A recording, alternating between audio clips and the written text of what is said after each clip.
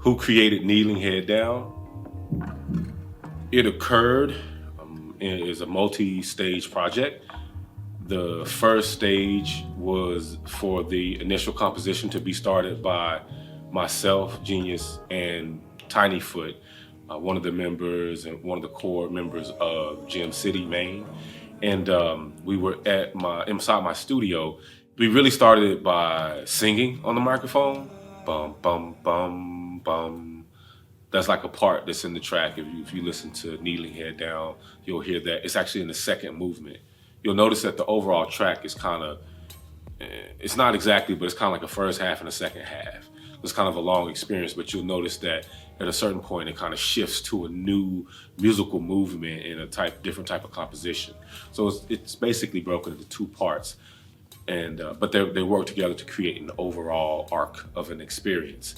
We started off by creating the core of both of those movements. And the first one really started with just, I want to say it was me and Tinyfoot. He used to always convince me to like step out of just the producer seat or just the engineer seat or even both of those seats in a session and like actually come up to the mic and give me some space, you know what I mean? And I grew up singing a little bit, so not that I'm a singer like Tinyfoot, let's just be real. But you know, got a voice.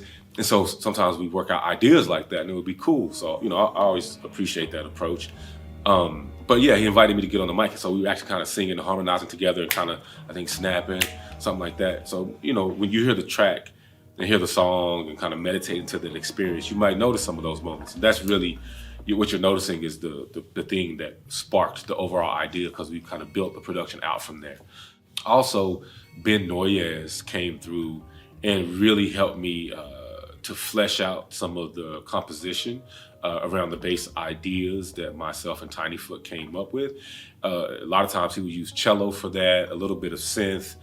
We also really like to incorporate, and Ben Noyes does a great job often at incorporating samples from vinyl, random things, super old things, obscure things, whatever it may be. And, you know, so when he came through to the studio, we were able to, you know, bend up some vinyl and put it on there in a certain style, but then also record live cello, you know, this very wooden, and I don't know that I would say it's an orchestral sound, although many people consider it an orchestral instrument. Of course, you could use it in many ways, but we used it in a little bit of an unorthodox way on those tracks, at least in my mind's eye or to my ears.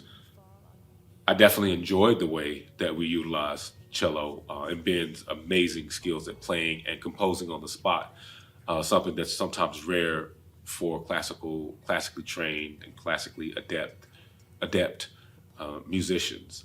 So yeah, that was kind of the second phase after we kind of got the ideas first percolating. It was Ben Noyes coming through and just laying out ideas on top of what we did. But then Kafari, you know, I was able to, so Ahmad Kafari, really amazing artist, and Kafari plays keys. It sounds absolutely amazing, so don't take my word. Check him out as soon as you can. But I sent it to Kafari, what we had built up thus far, because I knew that not only could he easily kind of pick up on where we were going emotionally, but I knew that he would be able to play parts, you know, with the keys and bass that would feel good, sound good. It would come out sounding warm, which is one of the things I love about his style. And it would be unique to him, but he would be able to really match and kind of come into the emotion of kind of what we were doing. And so, yeah, Kafari, he actually worked on it remotely, but away from me. He didn't come to the studio. He's good at working that way. For some people, that's real difficult. Kafari, I feel like I've had experiences where he works well that way, where I can send him the pieces and then he can play layers on top of it, give me a couple options, send it back. And then I can go do a little bit of editing and kind of chop it up, as we say, just like keep parts and get rid of some parts, which is hard to get rid of any of it because it all sounds so cool. But what you're listening to when you hear Kneeling Head Down, those groovy moments and just some of those open keys moments,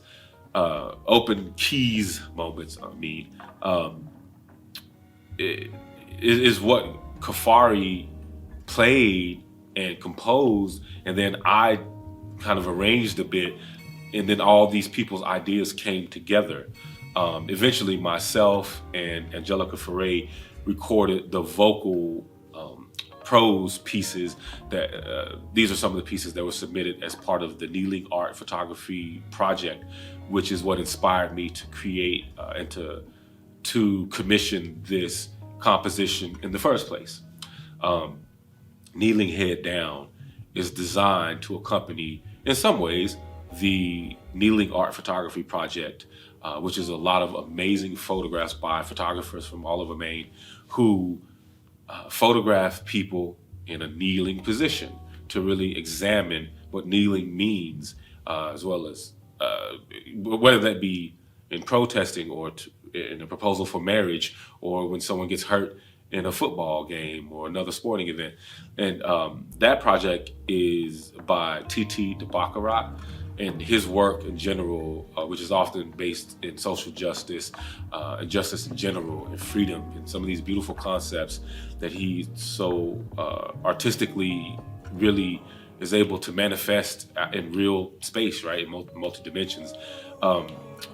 His work and that particular project is what really inspired me to pull out my skills and some of the people that I knew I could bring on board to do that. It was based on some conversations with him and looking at his art and really being inspired and feeling like I could help add a sonic, we as a squad could add sonic character reality and a whole element that was vibrational to the exhibit, as well as just how people meditate and get into the art and looking at those photographs and pondering and asking those important questions about kneeling and the nature of it, and when people represent it well or misrepresent it.